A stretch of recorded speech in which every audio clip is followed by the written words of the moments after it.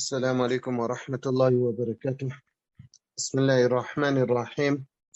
الحمد لله رب العالمين، والصلاة والسلام على أشرف الأنبياء والمرسلين سيدنا ونبينا ومولانا محمد وعلى آله وصحبه أجمعين. Khātimah. Ibn Hajar rahmallah completes his book with a conclusion. In this, he first gives a brief overview on the tabaqatul ruwat. So this is an area which looks to classify the ruwat, the narrators, according to certain elements. Like, for example, where they lived and when they died and who were their teachers, etc. And then he discusses maratibul jarh wa ta'dil and the different words that could be used to grade a narrator. And he also touches on a few laws of al-jarh wa ta'dil. He then moves on to explain the importance of knowing the names and the titles of the narrators, those who are attributed in different ways, the lineage, and even the names of brothers and sisters. He mentions about the etiquettes of a sheikh and a student, and then also touches on knowing how to write a hadith and traveling for a hadith.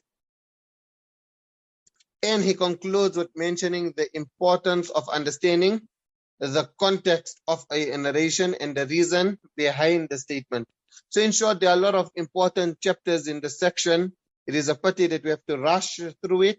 It would have been ideal to spend even 10 sessions. In Muqaddamah Ibn Salah, just on one aspect, we spend more than 10 sessions. So on all of these here, if we had to go into detail, it would have been another 50 more lessons.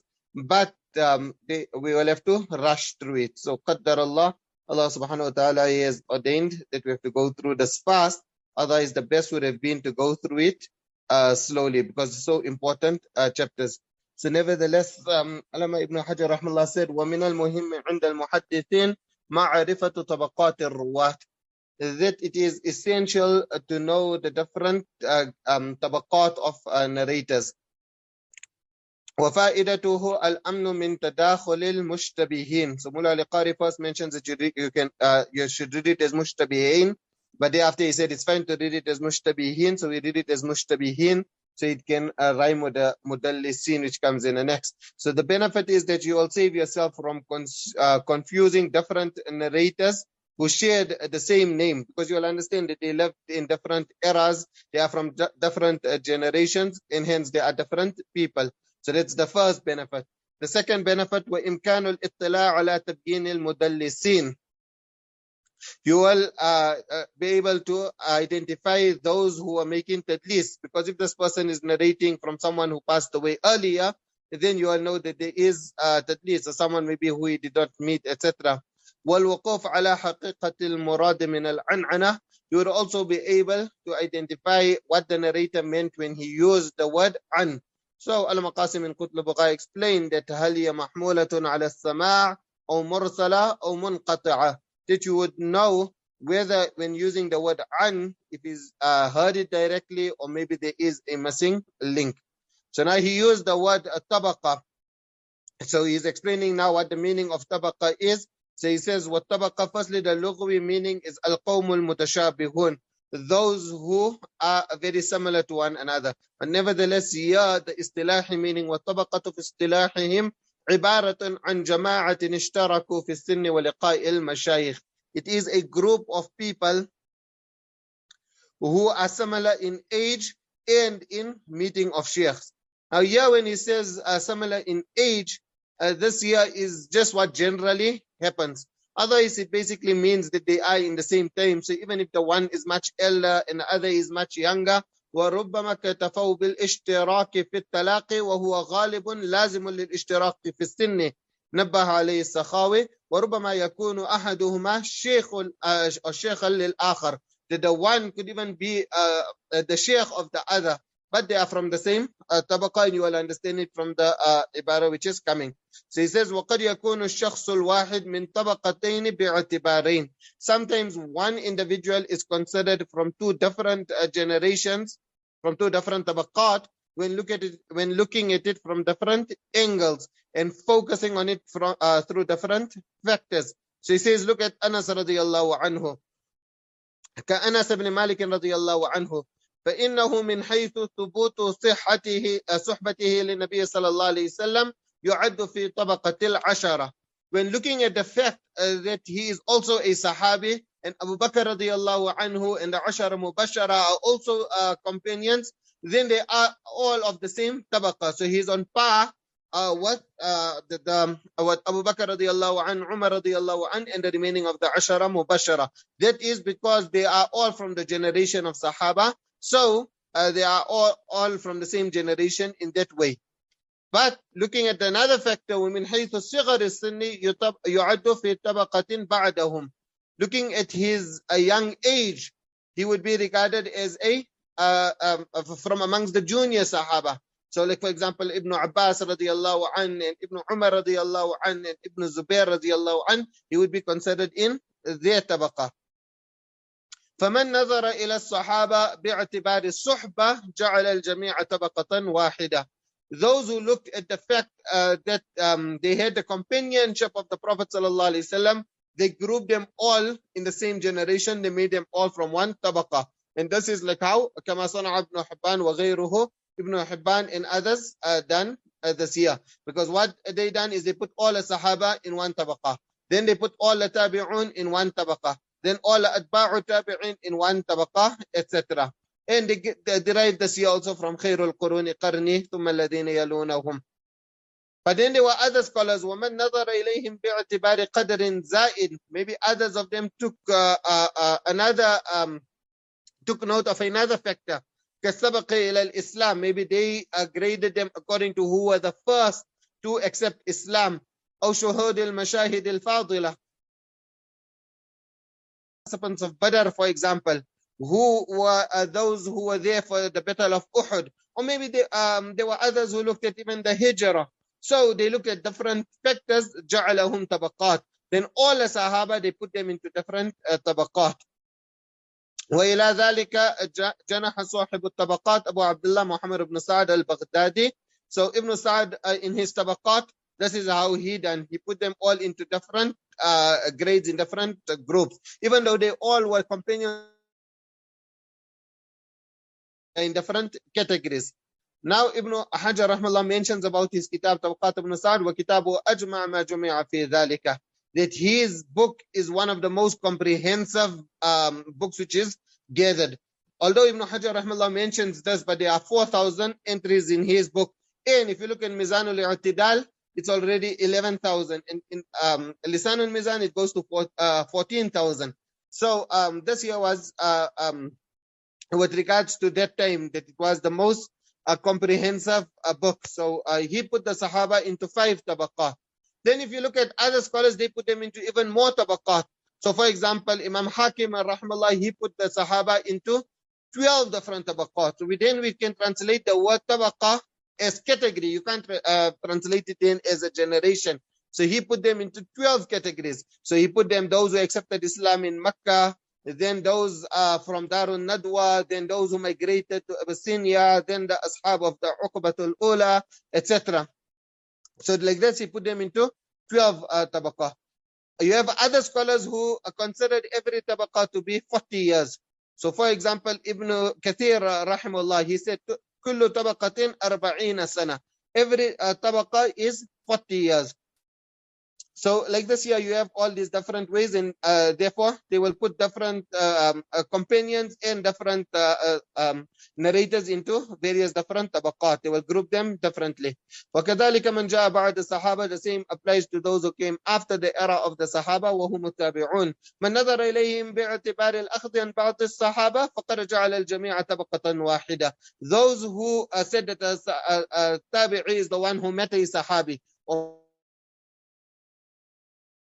then they put all of those who got narrations from a Sahabi in one tabaqa. So irrespective whether it's a mukhadaram, whether it's a person who even met the earlier Sahaba, those who passed away early after the demise of the Prophet ﷺ, or whether those who came decades later, they considered all of them to be in one tabaqa. Like كما صنع ابن حبان أيضا. ومن نظر إليهم باعتبار اللقاء.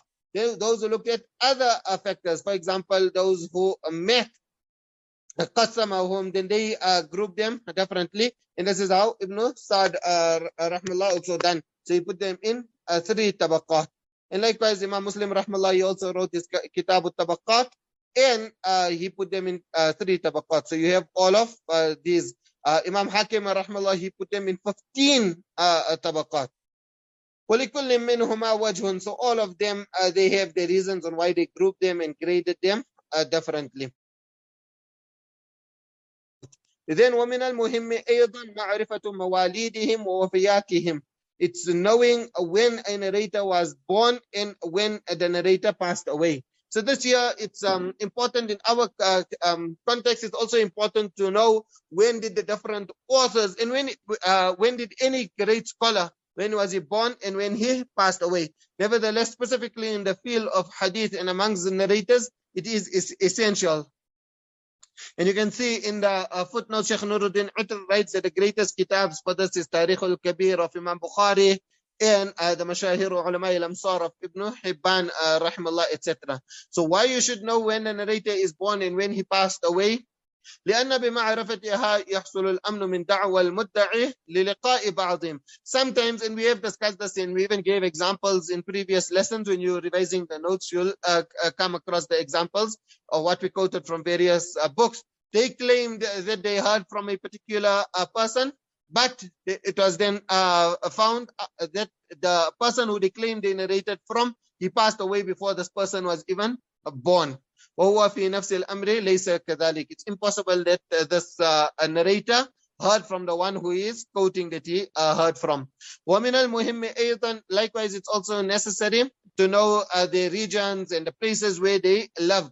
And the reason for this here is that maybe 2 people from different areas can have the same names, and you can then understand that they are different people just because of knowing that they come from different regions.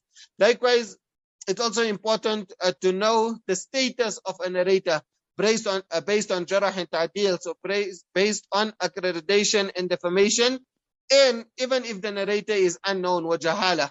Why? لأن الراوي إما أن تعرف عدالته. A narrator could be such that it's well known that this is a honest person. Or يعرف فسقه, or it could be commonly known amongst people that this person here is a sinner. أو لا يعرف فيه شيء من ذلك, or maybe it's possible that nothing of this is known. It's not known whether he's honest, whether he's reliable, whether he's trustworthy. Likewise, it's not known whether he sins, whether he openly violates the commandments of Allah subhanahu wa ta'ala. فيكون مجهول الحال. So in this case, he will be مجهول الحال. ومن أهم ذلك بعد الاطلاع, important is also then to know معرفة مراتب الجرح والتعديل, to know the different stages of jarah and ta'dil. That when you are discrediting someone, or when the earlier scholars discredited someone, firstly, do you accept that criticism, or is it not accepted? Then how much taint does it cause upon that person? Does it mean that this person now is absolutely not reliable, so we can't accept anything from him? Or is the scope of accepting narrations from him? لأنهم قد يجرحون الشخص بما لا يستلزم رد حديثه كله. Because sometimes they will criticize a narrator, but that does not necessitate that you now reject him and cancel him totally. بل يستلزم رد بعضه. Probably you only reject a few of his narrations. Sometimes it's maybe only based on a few mashayikh, that maybe he only heard from these mashayikh at a particular time, etc. So, and there could be times, maybe there could be times when you don't reject any of his narrations. That's what Mullah al-Qari rahmallah mentions. وقد بينا أسباب ذلك فيما مضى. You remember we done those 10 categories, وحصرناها في 10 وتقدم شرحها مفصلا. والغرض هنا ذكر الألفاظ الدالة في اصطلاحهم على تلك المراتب. So Ibn Hajar mentions that the objective here is that we will mention a few words which will indicate to you the different levels of a narrator. So based on the wording that was used, you can understand that this is an absolutely reliable person. This person here is totally trustworthy. Maybe at times they could use words where just based looking at the words, you could understand that this person here, we cannot accept anything from him. But Ibn Hajar rahmallah is not going to go into detail. He's just going to give indications Alama ibn Salah rahmallah and other scholars went into detail, but Ibn Hajar rahmallah felt there's no need to go into detail here. So he just says that walil jarhi maratib, that there are different of those who they discredited. And this year, it's obviously you can also look at the strength of the word which was used, and you also need to take into consideration that many times it's based on the istilah and not just on the lughwi meaning. إنما هي بحسب اصطلاحهم وإلا فمن حيث اللغة لا يكون في أكثرها دلالة على ترتيب المراتب. So when looking at these words, you don't only look at the lughwi meaning, you also have to look at the istilah, how muhaddithin would use these words. So he says, aswa'uha, the worst words that could be used, the words which will show you that this person here now is a write-off, we cannot accept anything, is al-wasfu bima dalla ala al-mubalaghati fihi. It's when they use words which shows mubalagha. وأصرح ذلك التعبير بأفعله, and you know that the scale of af'ala, it's what comes to show this. So if they have to say that he's the greatest liar, كأكذب الناس, in other words, or maybe you can use like أشد الناس كذبا. So if you use words like this here, which denotes that he's really trying to emphasize that this person is a great liar. Likewise, he uses إليه المنتهى في الوضع, or ركن الكذب أو نحو ذلك. Like maybe he uses the word معدن الكذب. So if he uses words like this, then you can understand that we just have to reject all the narrations of this particular person. Whatever he narrated has absolutely no worth, and he is a write-off. So this here is the lowest category, and you can see we understand these kind of narrators because of these words. Then you get words which are also very severe, but they are a bit more mild compared to those words. Now look at these words here. It also have the superlative meaning. ثم دجال أو وضاع أو كذاب. Now this word dajjal, it meaning that taking the literal meaning. So Mullah al-Qari explains that if you are taking the literal meaning, then it could be in the second last category. But maybe, you know, in Balagha you done tashbihul baligh. So maybe you want to show that this person is like how Dajjal is. He's so evil like Dajjal. Then obviously this comparison, you know, Dajjal is definitely a kafir. He'll have it printed on his forehead as well. So then it will then be in the first category. That's with regards to the word Dajjal. Otherwise the word wadda' or kadhab. لأنها وإن كان فيها نوع مبالغة لكنها دون التي قبلها. And that is why we say you have to look at the istilah, because you'll only understand this here from the istilah and the methodology and the general usage of the these words according to the muhaddithin. So like we said that Ibn Hajar does not go into details here, and the details are in the Muqaddamah Ibn Salah. So he only explains these last two categories, and thereafter he says وَأَسْهَلُهَا الْفَاظُ الدَّالَّةِ عَلَى الْجَرْحِ قَوْلِهِم.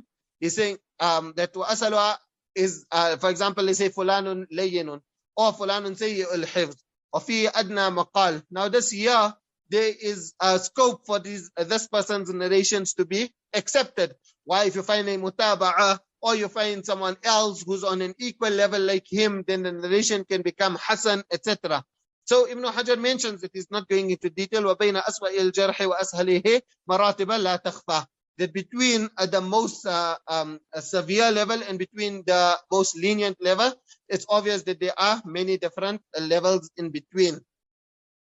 So he gives examples. He says you'll get words, for example, matruk or saqit or fahishul ghalat or munkarul hadith. These kind of words will be more severe than words like da'if and laysa bil qawi and fihi maqal. So in Jarah and Ta'dil, you have dedicated books on this, or you can go through Muqaddamah Ibn Salah and you find the different categories. You go through Al-Raf' or Takmil and you find how it developed and how first there were less categories and then the categories increased, etc.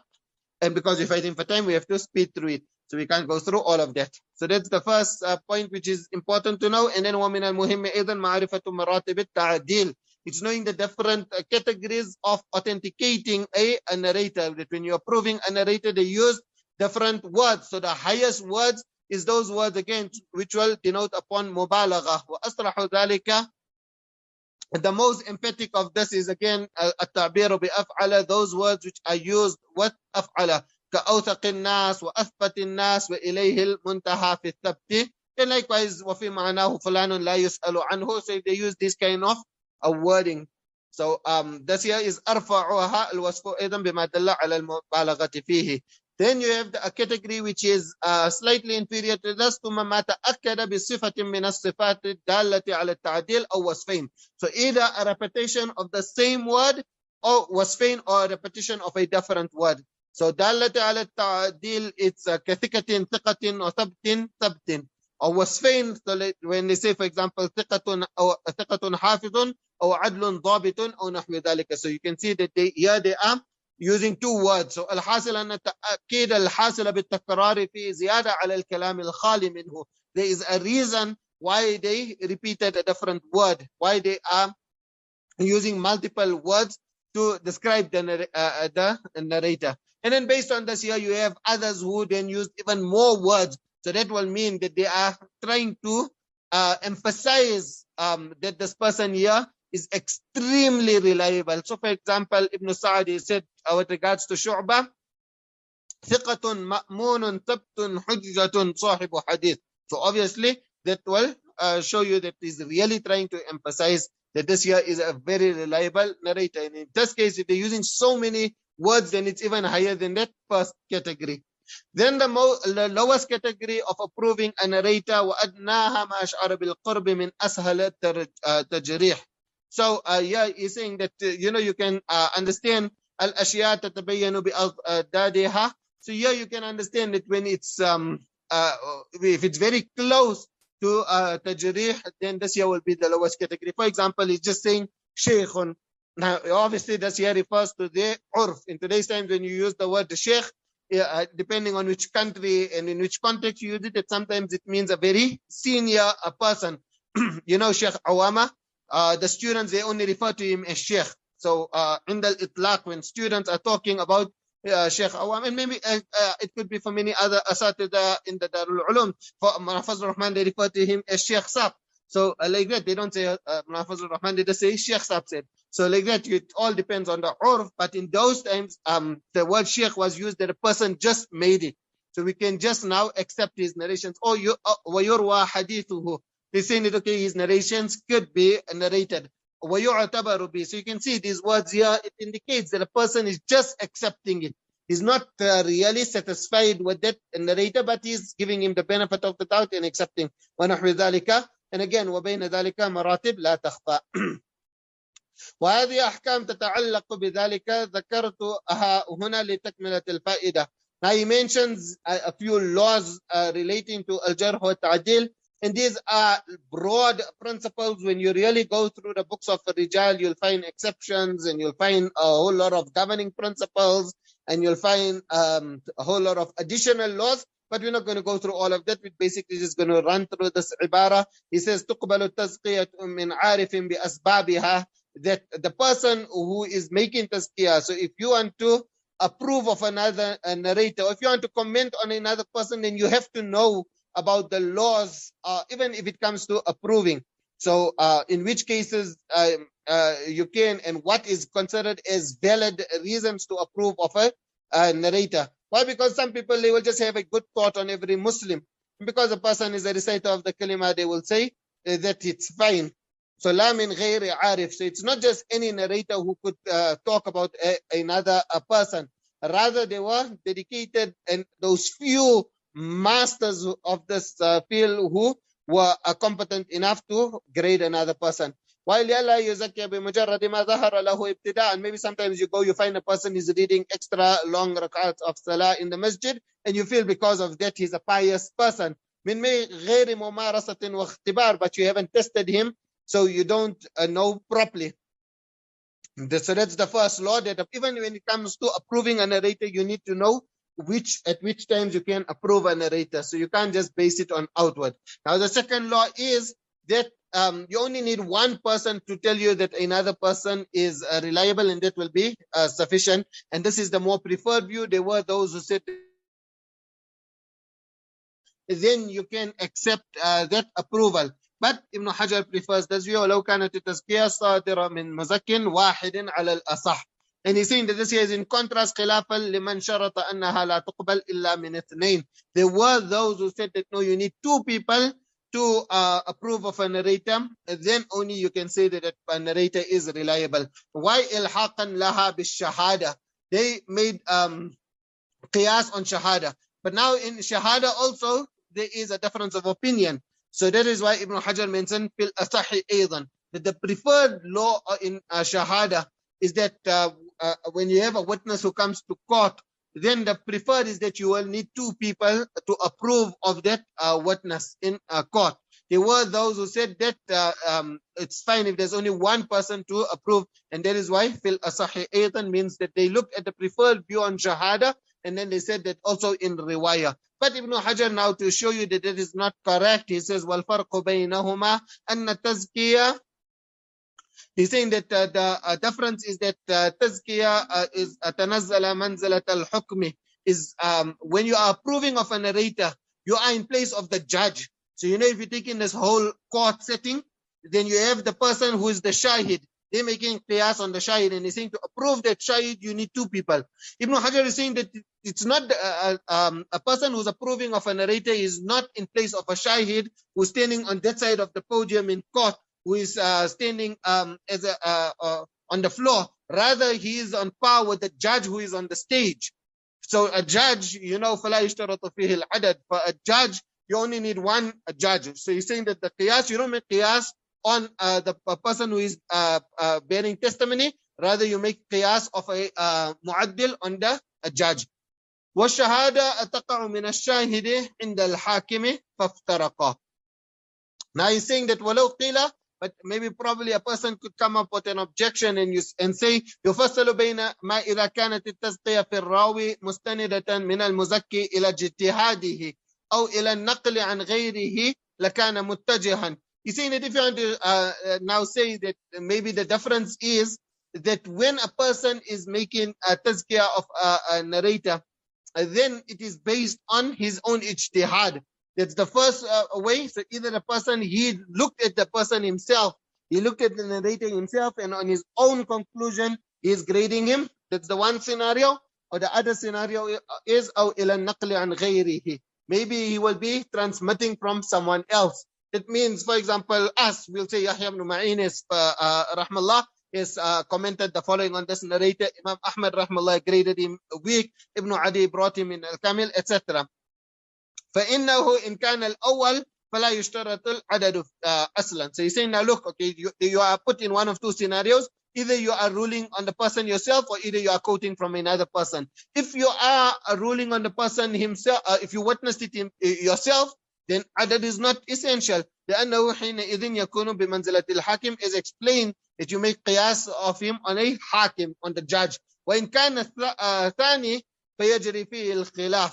He's saying that yes, if now you are just quoting from another person, then here there will be the ikhtilaf وتبين أنه أيضا لا يشترط العدد. But even in this case here, although there is this difference of opinion, it's clear that also here you do not need عدد لأن أصل النقل لا يشترط فيه العدد فكذا ما تفرع عنه.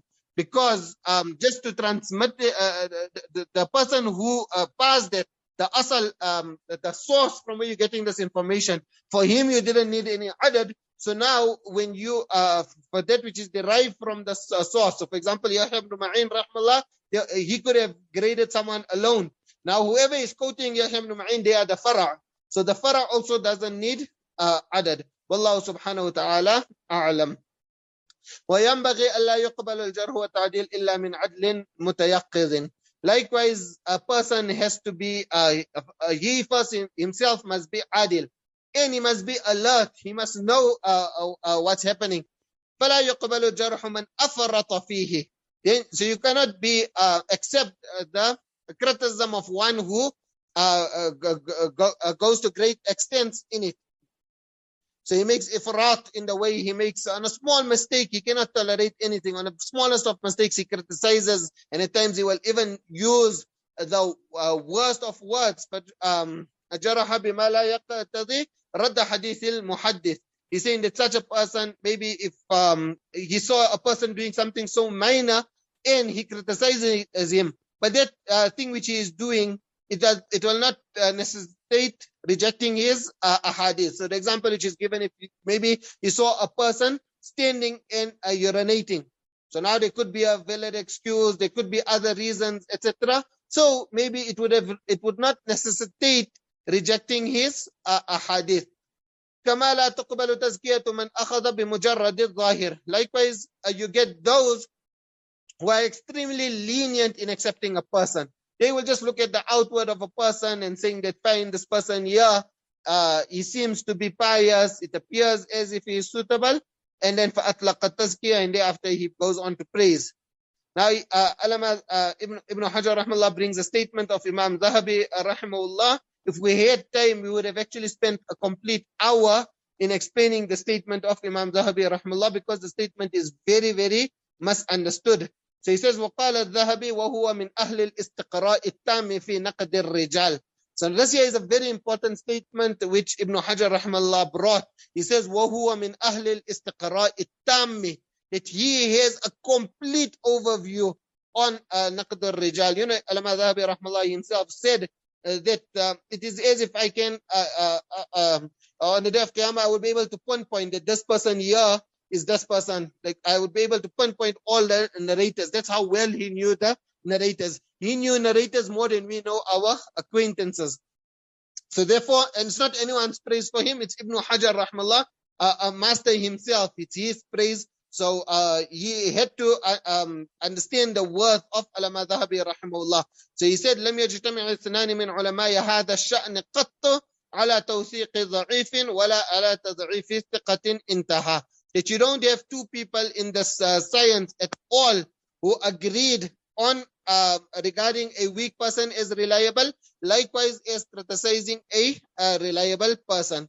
So this here is Allama Qasim rahmallah. He said that Ibn Hajar rahmallah, when he was explaining this dars, he said, يعني يكون سبب ضعفه شيئين مختلفين وكذا عكسه. So this is how Ibn Hajar rahimahullah explained it. Now for the detailed understanding of this, like I say, we don't have time, and you'll have the isti'adad. So you can go through Ar-Rafu' wa-Takmil, and you can go see the commentary of Sheikh Abdul Fattah Abu Ghudda rahimahullah on this statement and the different understandings of the statement, etc. In fact, last lesson, maybe if you want, you can give you homework on the last lesson. You can write what you understood from that. From what Sheikh Abdul Fattah Abu Ghudda rahmallah mentioned about this. So he says, وَلِهَذَا كَانَ مَذْهَبُ النَّسَائِي أَلَّا يَتْرَكَ حَدِيثَ الرَّجُلِ حَتَّى يَجْتَمِعَ الْجَمِيعُ عَلَى تَرْكِهِ. And therefore it was the madhab of omit a narration unless everybody said that this person is weak. Then only he would not accept a hadith from that person. Why? Because فَإِنَّ التَّعَارُضْ يُذْهِبُ التَّسَاقُطِ. You know that when there is difference of opinion, then it falls away. So those who are criticizing, their statement has no merit, and those who are approving also, their statement also has no merit. Or maybe you can say وَكَأَنَّ النَّسَائِي ذَهَبَ إِلَىٰ أَنَّ الْعَدَالَةَ مُقَدَّمَةٌ عَلَى الْجَرْحِ عِنْدَ التَّعَارُض. Maybe he felt that you use this principle, that you have some people criticizing and you have others who are regarding the narrator as reliable. So we give preference to those who regard him as reliable. بناء على أن الأصل هو العدالة بخلاف الجمهور. Ibn Hajar rahmallah now mentions what you should stay away from and the amount of caution you should take. And this here is very important in today's times as well, you know, because of the freedom that you get firstly on social media, and then also when talking with your colleagues, is that sometimes you want to criticize a contemporary scholar even. And you abuse the laws of Jarh wa Ta'dil, and you feel that the scholars of Hadith, they use strong words against others. They said Akdhab bin Nas and Kadhab and Dajjal, and therefore you want to use the same wording. So firstly, we just mentioned now that you have to reach their status. It wasn't everyone's cup of tea to use this kind of wording. Not everybody could grade narrators. So first, you yourself get onto the status of Yahya ibn Ma'in, at least on that level in today's times. Then you can use these words, but then you must keep in mind this very important principle. You know, it is said that two people, they are standing right on the brink of Jahannam. The one is the muhaddithin. So even though the muhaddithin had this leeway of speaking against the narrators, they had to maintain utmost caution. And the second was judges. And that is also when you become a mufti, as much as possible, try to refer them to bigger Darul Iftas, you get lots of people. In fact, at the time, multiple people every day calling you for arbitration or calling you to judge. And you must understand that it was the practice of our ulama of the past that they would not like to be in a situation where they judge. So nevertheless, he says, وَلْيَحْذَرِ الْمُتَكَلِّمْ فِي هَذَا الْفَنْ مِنَ التَّسَاهُلِ فِي الْجَرْحِ وَالتَّعْدِيلِ. In that way, everybody agreed in Jarh wa Ta'dil when talking about narrators. He's saying that you should maintain this caution. فإنه إن عدل بغير تثبت كان كالمتثبت حكما ليس بثابت. He's saying that if you are approving the narrator without any tathabbut, then it is you are establishing something which is not established. So فيخشى أن يدخل في زمرة من روى حديثا وهو يظن أنه كذب. So you can see this is on the one end. The one end is you just want to maintain this kind of a method that you are lenient and you won't speak against others and you won't defend the deen. Then you could be put into this category where a hadith is narrated and you know that it's a lie, but you are not defending it. So you are not defending the source and the person who will be the means of bringing those kind of hadith. So that's the one on the one hand. And then on the other hand, وَإِنْ جَرَحَ بِغَيْرِ تَحَرُّزٍ. Now, if you have to just criticize him and you are not very, you don't take enough precaution, أقدم على الطعن في مسلم بريء من ذلك. And you know that now you are criticizing and you are casting, you are interfering with the integrity of a Muslim who is free from that fault. And you know the ahadith which comes in Bukhari that ya ma'ashar man amana bil lisanihi, etc. All those different narrations. You can be in your own house and Allah Ta'ala will disgrace you. So وَوَسَمَهُ بِمِيسَمِ سُوءٍ يَبْقَى عَلَيْهِ عَارُهُ أَبَدًا. The Muslim whose integrity is more valuable than the Kaaba, who has more honor than the Kaaba, if you are criticizing him and you are using derogatory words against him, and in fact at times if you are accusing him, then forever. So by saying abadan, it shows that it will be in this world also you have to bear the brunt of it, and also in the year after you will be punished. So therefore you need to take into consideration that. And thereafter he says, وَالْآفَةُ تَدْخُلُ فِي هَذَا تَارَةً مِنَ الْهَوَى. That this problem, the prejudice which comes about many times is due to ego. So for example, there could be hatred, there could be enmity, maybe there could be jealousy, or maybe the person just has a personal grudge. And now at the first instance, you would want to degrade that particular person. وَالْغَرْضُ الْفَاسِرُ. Maybe a person has ulterior motives. So maybe it's a riya, maybe he wants to show that he is so great and therefore he is now criticizing another. So like I said, that this year needs to also be contextualized in today's times when you need to speak against another scholar. وَكَلَامُ الْمُتَقَدِّمِينَ سَالِمٌ مِنْ هَذَا غَالِبًا. The mutaqaddimin, their speech would have generally be free from all of these kind of ulterior motives. وَتَارَةً مِنَ الْمُخَالَفَةِ فِي الْعَقَائِدِ. Maybe at times you're criticizing another person just because he has a difference in aqaid. And وَهُوَ مَوْجُودٌ كَثِيرًا قَدِيمًا وَحَدِيثًا. In today's times it happens a lot, and in fact even amongst very senior ulama, and that is why we have to maintain extra caution where there's mukhalafa in furu'at, in very minor issues, and because of that they would cancel a person, they would criticize him, they would use the worst of terms on that person. And therefore you have to maintain, when you read an article, first you should try best not to read if you know it's the habit of a particular scholar, so you respect that scholar, but you're not forced to read. There's so many billions of books out there and trillions of pages to read, so you rather go read something else. And if you don't know how to read, recite Quran instead of reading that literature which is filled with hatred and with accusations, etc. فلا ينبغي إطلاق الجرح بذلك. I have to go fast so that we can complete. فقد قدمنا تحقيق الحال في العمل برواية المبتدعة. والجرح مقدم على التعديل وأطلق ذلك جماعة. That you'll give preference to جرح التعديل, like you said, there's a lot of governing principles, etc. ولكن محله إن صدر مبينا من عارف بأسبابه لأنه إن كان غير مفسر لم يقدح في من ثبت عدالته. Because they will have to tell you the reason on why they are criticizing the person. And if they just tell you that the person is weak and they don't give you the reasons, and you know that that person is a pious person, then this jarh will have no bearing on that person. وإن صدر من غير عارف بالأسباب لم يعتبر به أيضا. Likewise, if a person doesn't know on what basis you can criticize a narrator, then too you will not give any consideration. فإن خلا المجروح عن تعديل قبل الجرح فيه مجملا غير مبين السبب. Maybe a person who's criticized, so everybody is criticizing him, and you can't find even one person who is accepting him. Now, if you just find a statement saying that he is da'if and you're not giving any reasons, then it will still be accepted. But the condition is that صدر من عارف على المختار. This is the preferred view, that it must be a competent scholar who is telling you that he is ضعيف. لأنه إذا لم يكن فيه تعديل فهو في حيز المجهول. Because when there is no تعديل on him, then he is in a category of those who are unknown. So you rather use the statement of those who are criticizing him. وإعمال قول المجرح أولى من إهماله.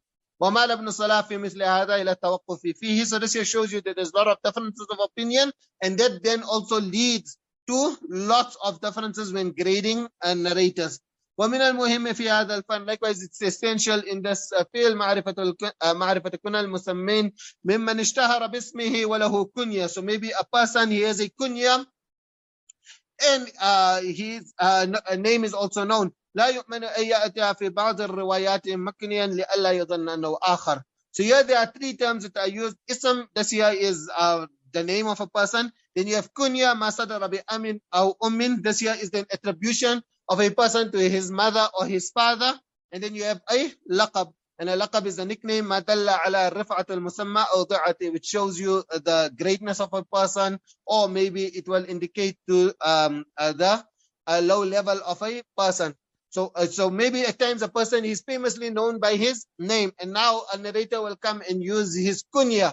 They will maybe attribute him to his, or maybe they will attribute him even to his son. Maybe they'll say Abu Fulan, or maybe they will say Ibn Fulan, etc. So it could be done for ulterior motives. It could be done just in passing, with no sinister intentions, etc. But when you're going into this field, you should know what possible kunya and what possible laqab could be used. ومعرفة أسماء المكنين وهو كنيته وهم قليل ومعرفة من اختلف في كنيته وهم كثير ومعرفة من كثرت. So now we're going to have to just go fast like رواية, because you can see how many pages are still left. ابن جريج له كنيتان أبو الوليد وأبو خالد. So now maybe in some, if it comes as Abu Khalid, then you must know it's also the same person. أو كثرت نعوته وألقابه. Maybe if they have a lot of alqab, then you need to know all the different alqab which could be used. ومعرفة من وافقت كنيته اسم أبيه كأبي إسحاق إبراهيم ابن إسحاق المدني. So can you see his kunya also resembles his father. So he is Abu Ishaq. You can see his Abu Ishaq, his son's name was Ishaq, and his father's name was also Ishaq. كأبي إسحاق إبراهيم ابن إسحاق المدني. Now, Ibn Hajar rahimahullah explains the difference when he was giving this lesson. He explained the difference. When will you say a person is al-Madini, and when will you say a person is Madani? So you say al-Madini, it refers to any city. And saying al-Madani, wal-Madani nisbatun ila madinati Rasulillahi sallallahu alayhi wa sallam. So that's the difference. That you will use the word Madani very specifically for Medina Munawwara, and you will use the word Medina for any other place. So this person, Abu Ishaq Ibrahim ibn Ishaq al-Madani, أحد أتباع التابعين. Now what's the benefit of this here? وفائدة معرفة نفي الغلط عمن نسبه إلى أبيه. Because now he's known as Abu Ishaq. If someone says Ibn Ishaq, you might be thinking that this person is making a mistake. Meantime, he is Abu Ishaq also, and he is also Ibn Ishaq. ومعرفة من وافق كنيته اسم أبيه. So he's saying that if a person have to say أخبرنا ابن إسحاق فنسب إلى التصحيف وأن إسحاق ابن أبي إسحاق السبيعي. So this here again, it's the faida is al-amn min al-qalb wa ta'dil. Now you won't go and think that there is qalb in this particular narration. أو وافقت كنيته كنية زوجتي. Maybe the husband and the wife both have the same kunya. So now in the sanad you might think that the word if the word ab is used, it's incorrect, or maybe the word which is used is incorrect. So look at the sahabi, كأبي أيوب الأنصاري وأم أيوب. So now you might, if you don't know, then if you see Ayyub, you'll think that a person made a mistake. It's actually Abu Ayyub. Sahabiyan mashhuran. فإنه يخاف من التحريف أو التبديل. أو فقصد مشيخ اسم أبيه. Maybe his sheikh, so the person who is narrating from, and his father had the same sanad. So now you're going to be using the word bin and using the same word, and you're going to the same name, and you're going to use the word an and also use the same name. And now when you're writing it down, you can understand the difference between bin and an, especially when you're going through manuscripts. كالربيع ibn Anas an Anas. So can you see it? كالربيع ibn Anas an Anas. Now Rabi was a student of Anas and he narrated from Anas. Now maybe at some times they could be saying كالربيع حدثنا الربيع ابن أنس, and you could read it in a manuscript as حدثنا الربيع عن أنس, because you could be taking into consideration that he is a student of Anas رضي الله عنه.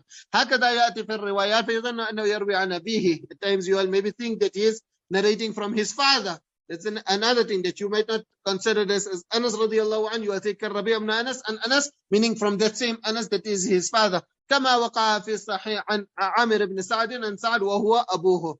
وليس أنا الشيخ الربيع والده بل أبوه بكري وشيخه أنصاري وهو أنس بن مالك الصحابي المشهور وليس الربيع المذكور من أولادهم.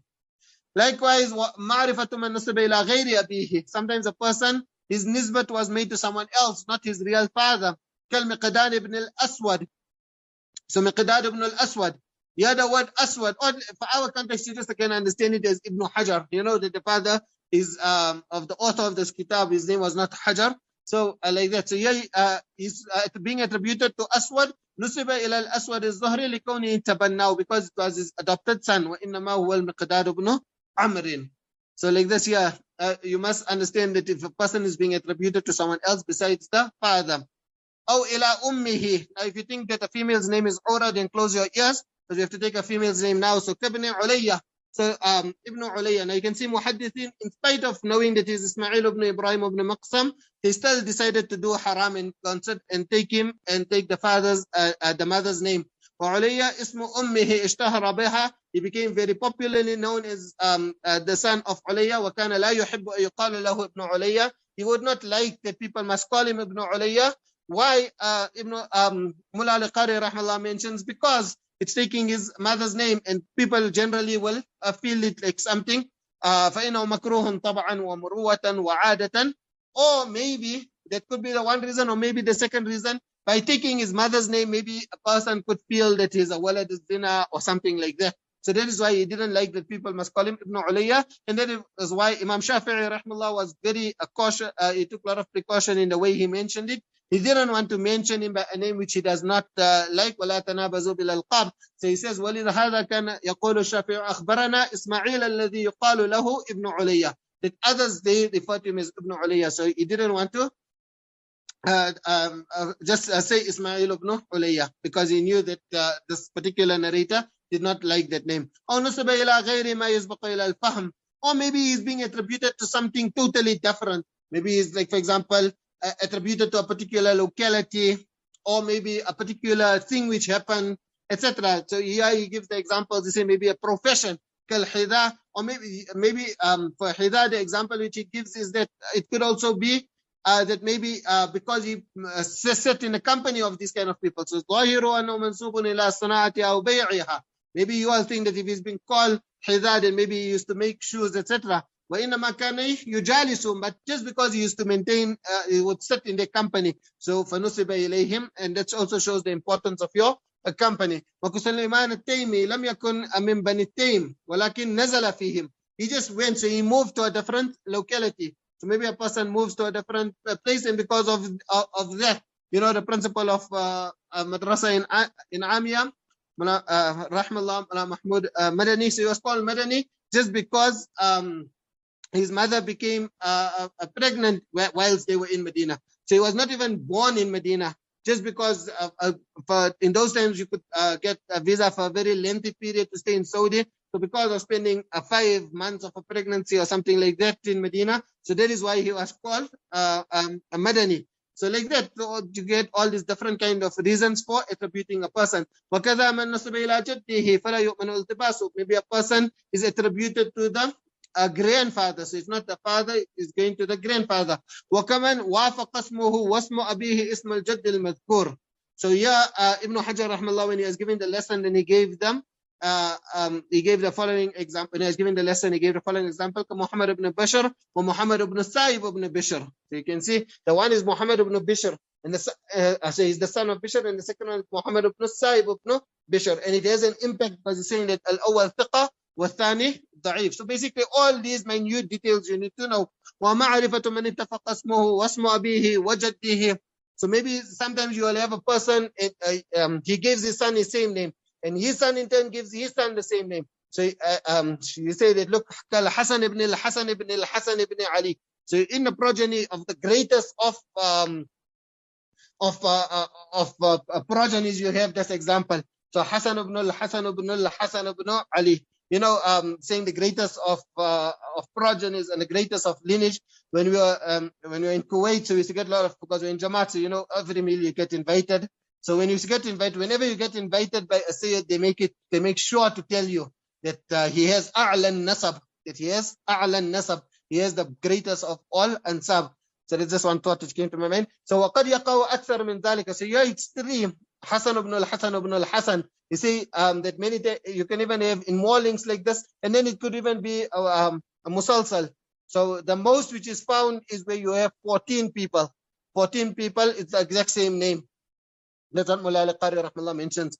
وَقَدْ يَتَفِقُ الْإِسْمُ وَاسْمُ الْأَبِ مَعَ الْإِسْمِ وَاسْمُ الْأَبِ.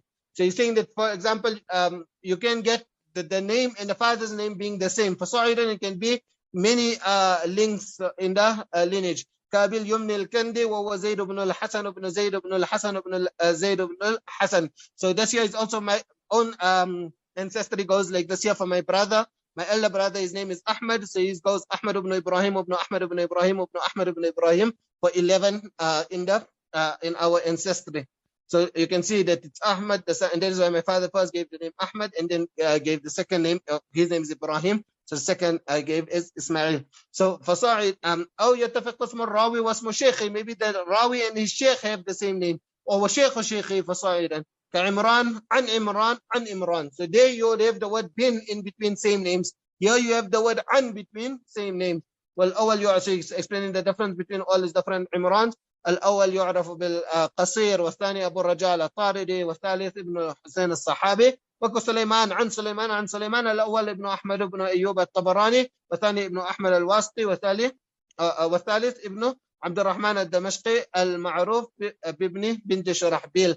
وقد يقع الراوي ولشيخه معا. Maybe it could be for a rawi and even for his sheikh. كابل على. Now here, that's what here Ibn Hajar rahmallah, when he's giving the dars, he said you can read it as Hamadani, or you can read it as Hamdani. So whichever way you want to read it. So is Al-Attar. So he's مشهور بالرواية عن أبي علي الإصبهاني الحداد. وكل منهما اسمه الحسن بن أحمد بن الحسن بن أحمد بن حسن بن أحمد. فاتفقا في ذلك وافترقا في الكنية والنسبة إلى البلد والصناعة.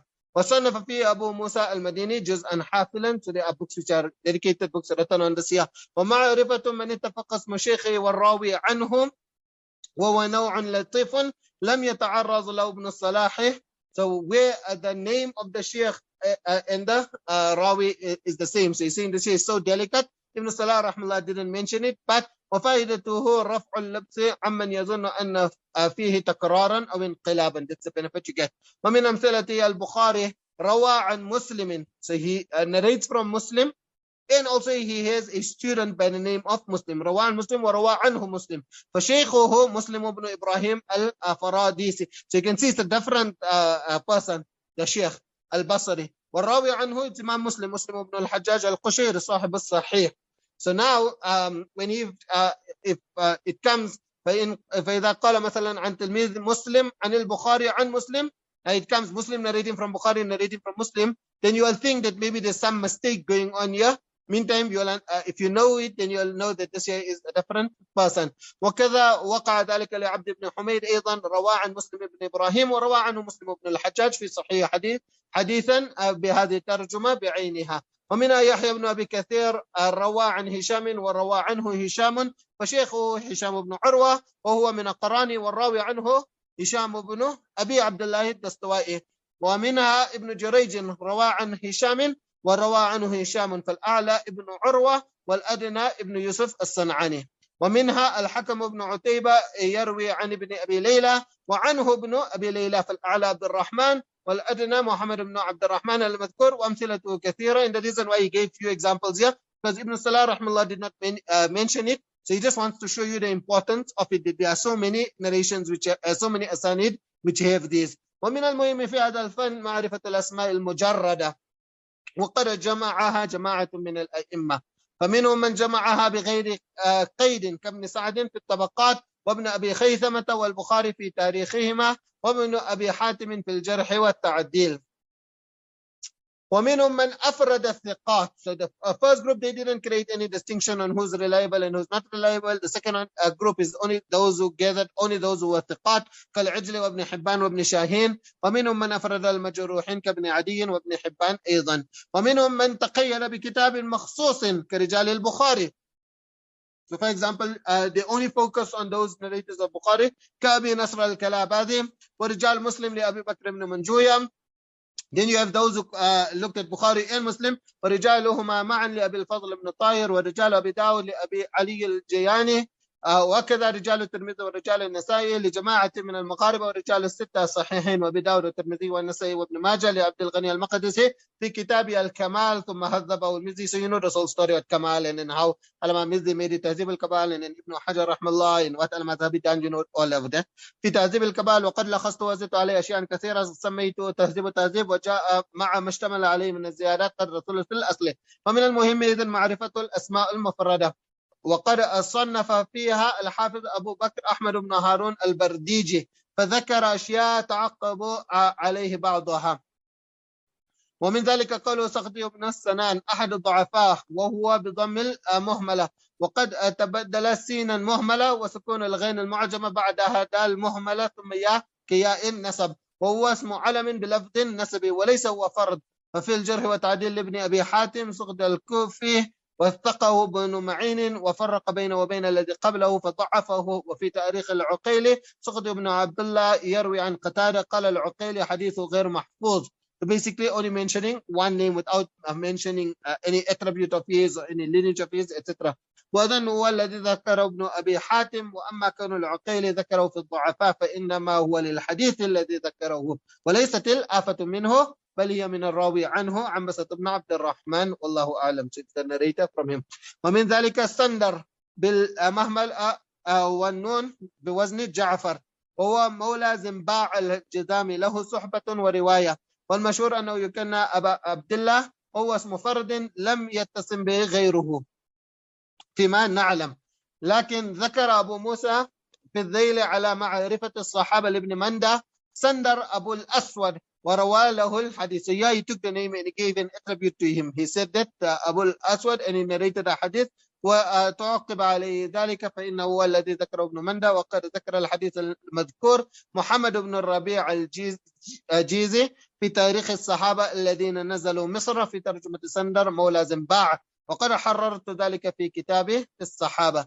وكذا معرفة الكنى المجردة والألقاب، وهي تارة تكون بلفظ الاسم وتارة تكون بلفظ الكنية، وتقع نسبته إلى عاهة أو حرفة.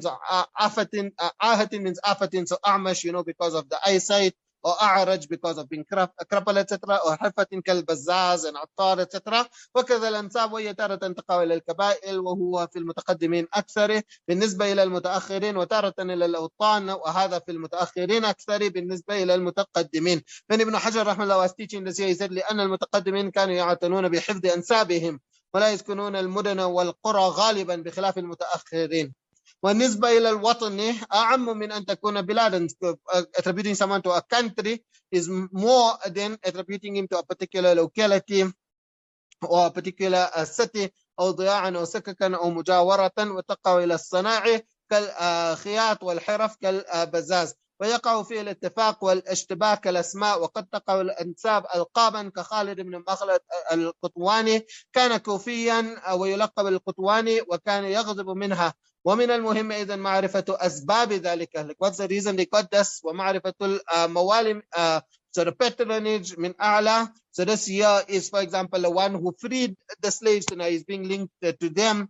Or asfal, or maybe the person from who he was freed بالرق وبالحلف وبالإسلام لأن كل ذلك يطلق عليه مولى ولا يعرف تمييز ذلك إلا بتنصيصه عليه. Likewise, ومعرفة الإخوة, and if you don't regard the name as عرض والأخوات also, وقد صنف فيه القدماء كعلي بن المدينة. ومن المهم أيضا معرفة آداب الشيخ والطالب، ويشتركان في تصحيح النية والتطهر من أعراض الدنيا وتحسين الخلق. وينفرد الشيخ بأن يسمع إذا احتاج إليه، فلا يحدث ببلد فيه أولى منه بل يرشد إليه، ولا يترك إسماء أحد لنية فاسدة، وأن يتطهر ويجلس بوقار، ولا يحدث قائما ولا عجلا ولا في الطريق إلا إن اضطر إلى ذلك، وأن يمسك عن التحديث إذا خشي التغير. So maybe now he's feeling that he's losing his mental ability, so we're going to have to go extra time and maybe quite a bit because there's so much left just to finish the kitab.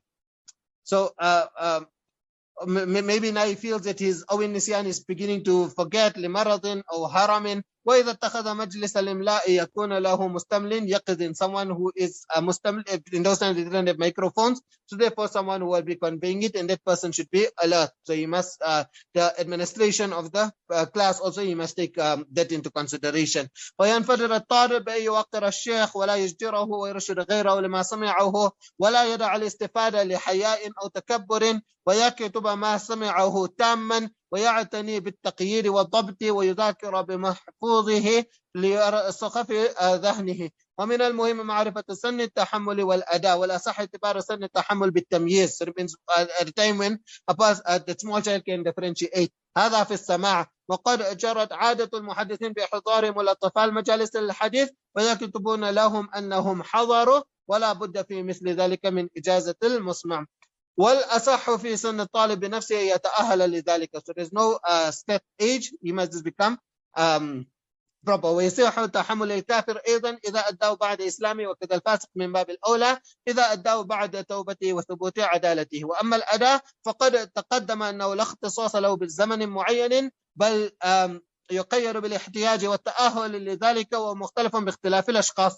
وقال ابن خلاد اسأل مرمى المزي رحمه الله إذا بلغ 50 ولا ينكر عند 40، وتعقب بمن حدثه قبلها كمالك.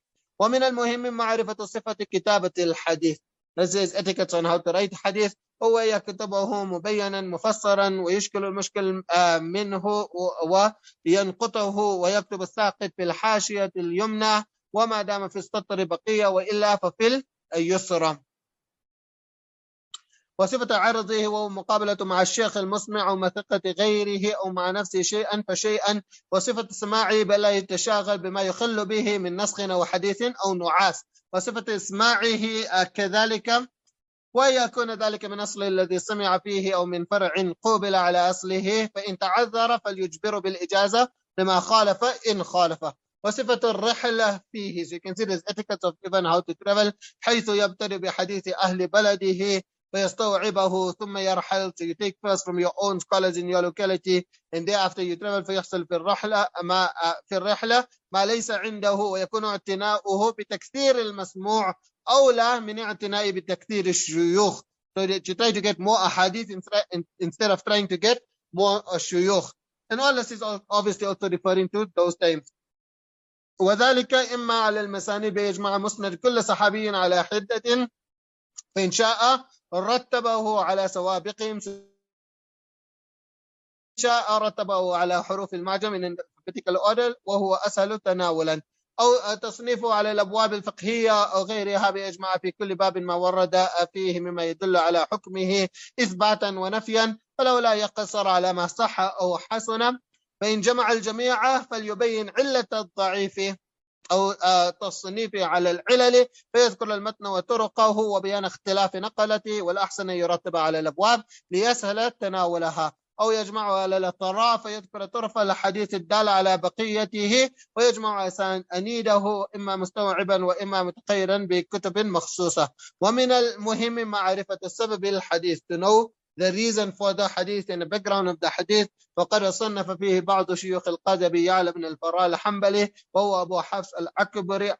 قد ذكر الشيخ تقي الدين بن دقيق العيد أن بعض أهل أسره شرع في جمع ذلك وكأنه ما رأى تصنيف الأكبر المذكور، فصنفوا في غالب هذه الأنواع على ما أشرنا إليه غالبا، وهي هذه الأنواع المذكورة في هذه الخاتمة نقل محض ظاهرة التعاريف مستغنية عن التمثيل وحصرها متعثر، فلتراجع لها مبسوطات. So this is basically that if you want more details on all it mentioned in this Khātimah, then you need to go to the dedicated books in this field. ليحصل الوقوف على حقائقها والله الموفق الهادي لا إله إلا هو عليه توكلت وإليه أنيب.